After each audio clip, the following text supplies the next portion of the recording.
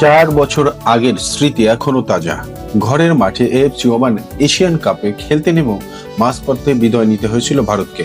Corona হানায় ইরাকের বিপক্ষে match খেললেও চাইনিজ তাইপের বিরুদ্ধে নামার মতো দলই গঠন করতে পারেনি। বাধ্য হয়ে দাঁড়াতে হয়েছিল টুর্নামেন্ট থেকে। সেই আক্ষেপ বুকে নিয়েই এবার নতুন স্বপ্ন নিয়ে অস্ট্রেলিয়ায় পা রেখেছিল ভারতীয় মেয়েরা।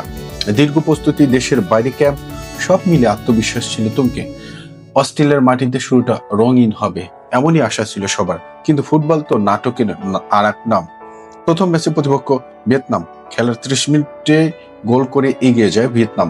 হঠাৎ চাপে পড়ে ভারত, তবে হার মানেননি তারা। লড়াই চালিয়ে গেছে শেষ পর্যন্ত, তার ফলও মেলে। 52 মিনিটে দারুণ এক গোলে সমতায় ফেরে ভারত। মনে হচ্ছিল কঠিন লড়াই শেষে অন্তত একটা পয়েন্ট নিয়েই শুরু হবে তাদের এশিয়ার কাপ অভিযান। সময় গড়িয়ে 90 মিনিট পেরিয়ে ইনজুরি টাইম। দর্শকদের মনে তখন আশার আলো, কিন্তু ঠিক সেই সময় নাটকীয় মোড়।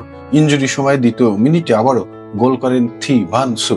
তিনি প্রথম গোল করে ভিয়েতনামকে এগিয়ে দিয়েছিলেন, শেষ মুহূর্তে দ্বিতীয় গোল করে নিশ্চিত করেন 2-1 ব্যবধানের জয়।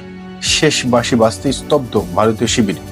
স্বপ্নভঙ্গের এই শুরুটা নিশ্চয়ই কষ্ট দেবে ভারতকে, তবে গল্প এখানেই শেষ নয়। ফুটবল যেমন হতাশা দেয়, তেমনি দেয় ঘুরে দাঁড়ানোর সুযোগ। এখন দেখার পালা এই হার থেকে শিক্ষা নিয়ে কত দূর ছন্দে ফিরতে পারে ভারতের মেয়েরা।